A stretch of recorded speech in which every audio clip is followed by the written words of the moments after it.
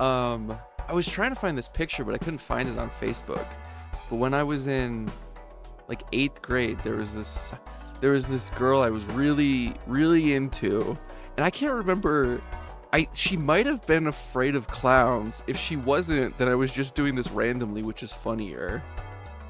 I took a picture of my face, and I went into paint, and I painted it white, and then I added like a red nose and like clown hair.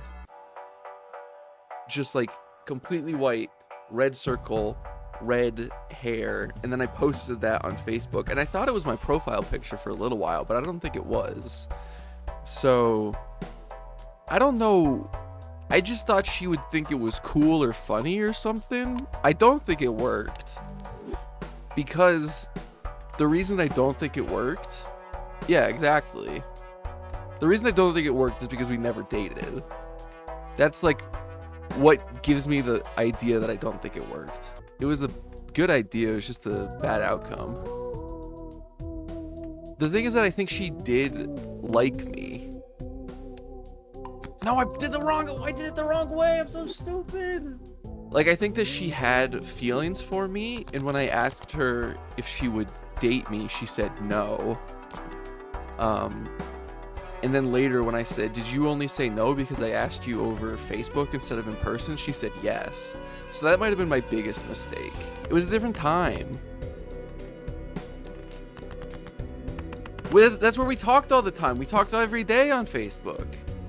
That was where our entire relationship was. We didn't really talk in person. Okay, look, I understand it was a mistake, okay? You can tell me all you want. I know, I learned the lesson.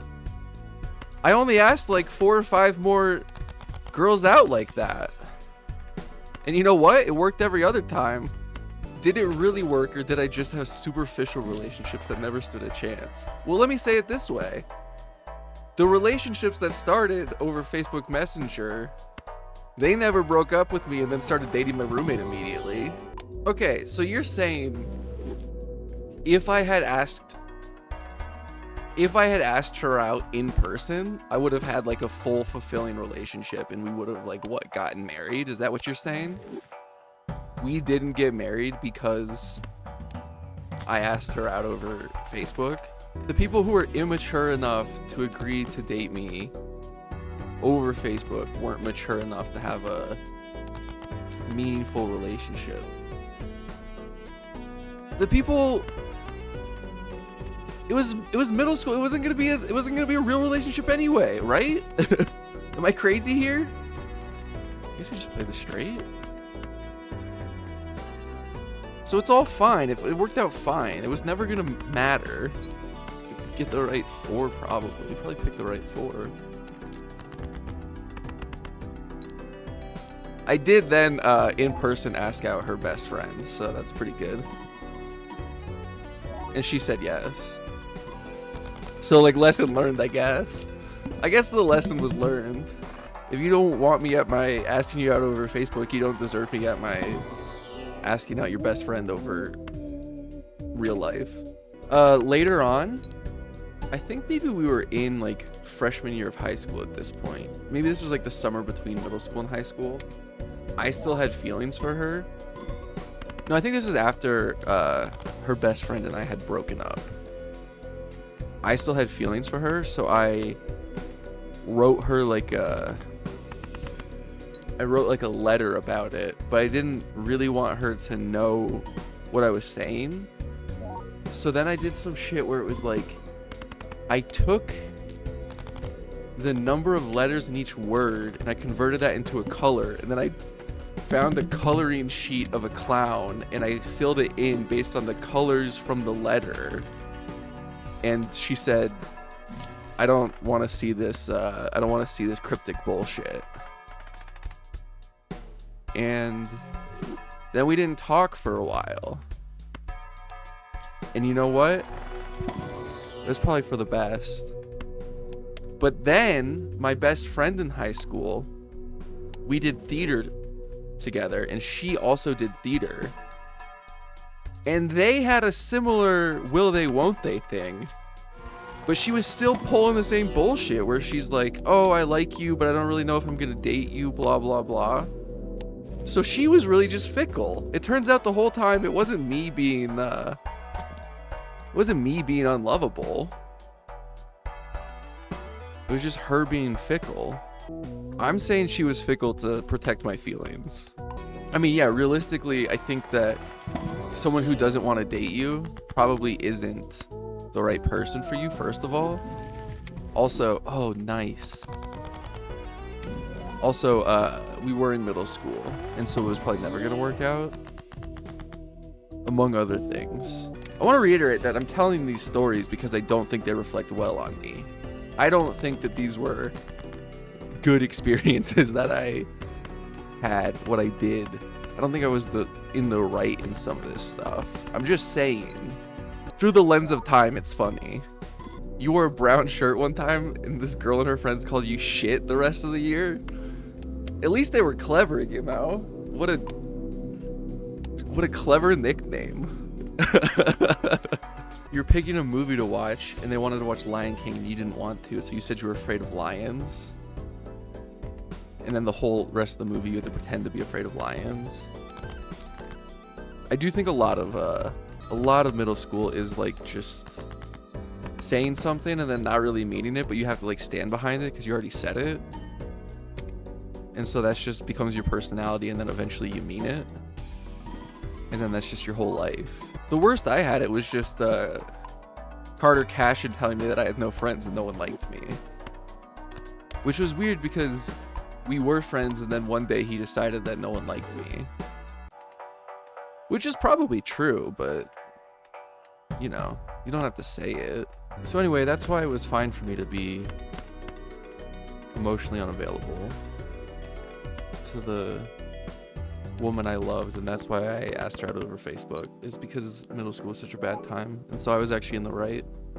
Plus she was fickle, so it's not my fault at all. And that's why it was fine that I then immediately asked out her best friend in person, because I learned my lesson. I'm the victim of having to exist in a society where we live.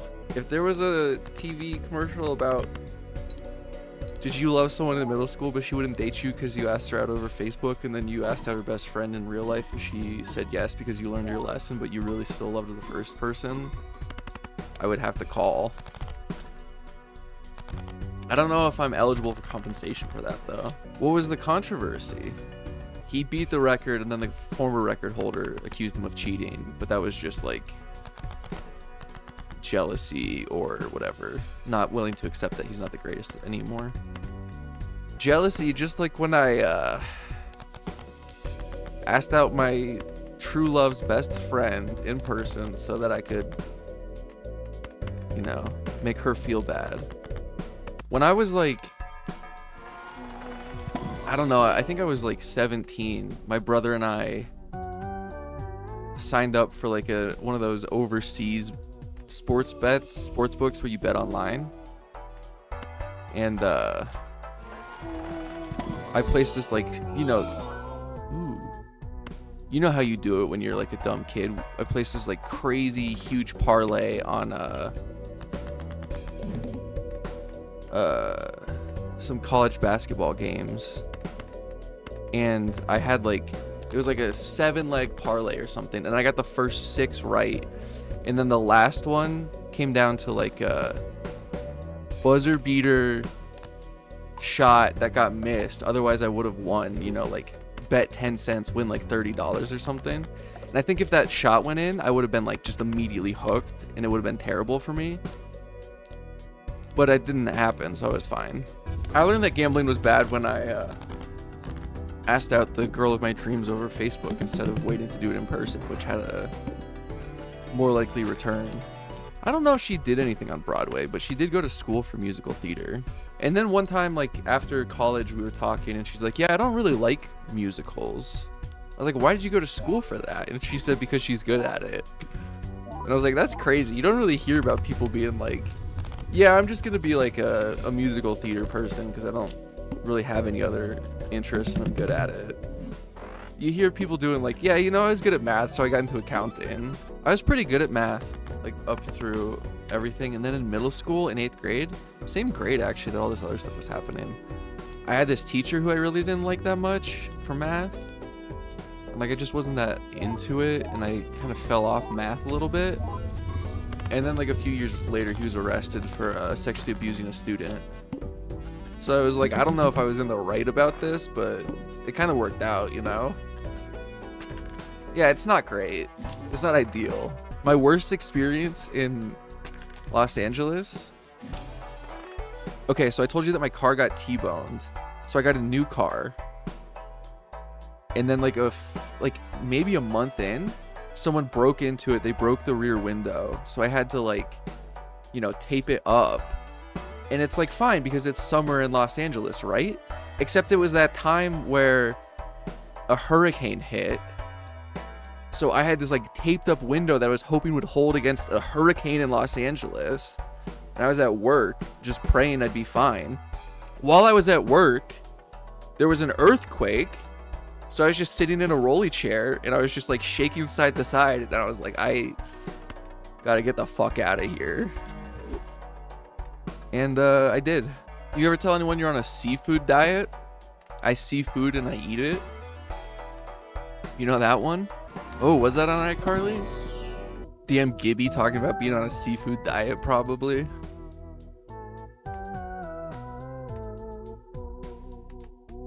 If I had to guess, it was Gibby. Some old fuck? Damn. I don't even really remember what Gibby's character traits were. I just remembered Gibby. Did you stop being good at math because you had a teacher who sexually exploited a minor?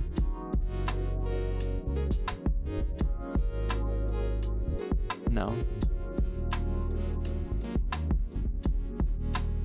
Yeah, that's what's interesting about life, you know? We've all got our own experiences. Oh no, a theater teacher married a student?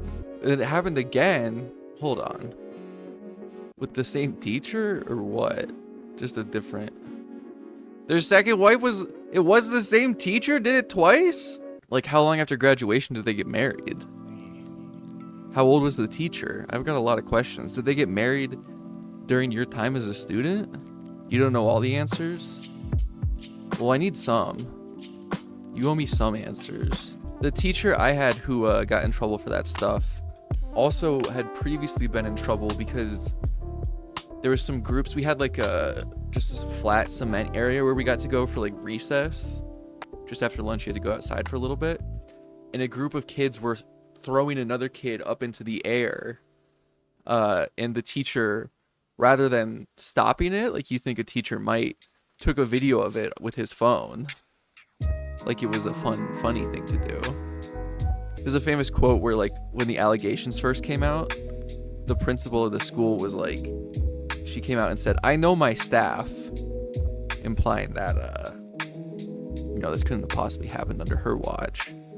And then when it turned out that it did happen and he went to prison, it's like, okay, well, did you know your staff? Are you going to double down on that? Anyway, I do think that you should try to get in on the ground floor of Space Coin.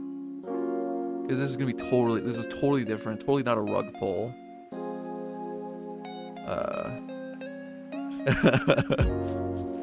It's not that big a deal to be in one of these situations as long as you're in on the ground floor, you know? You just gotta get in on the ground floor. And then like once the price starts going up, then you'll be the first to succeed in the situation. So I'm gonna recruit a bunch of people to do it. And then it like if you recruit people too, then we just like I draw it out. Yeah. It's sort of like a... It's like let me try to think of a metaphor for it. It really is sort of like a triangle. Because like, you know, you and me right now, we're right up at the top, and it's gonna keep flaring out towards the bottom with just like more and more. It's gonna become a more and more like stable, successful venture. I would say it's like a big triangle of happiness. It does remind me of the saying we have in Tennessee. We have it in Texas. They probably have it in Tennessee too. If you fool me once, shame on you. If you fool me twice, can't get fooled again. I was thinking, tell me if you think this is a good idea. With it being Girl Scout cookie season and all, you know how sometimes it's really hard to find Girl Scout cookies? They should make an app that tells you where the Girl Scouts live, so then you can just go to their house and buy Girl Scout cookies. Don't you think that would be like more efficient, a better use of time and stuff? Like, because then, you know, they're always like going to different grocery stores. You never know what grocery store to find them at. This way you can just know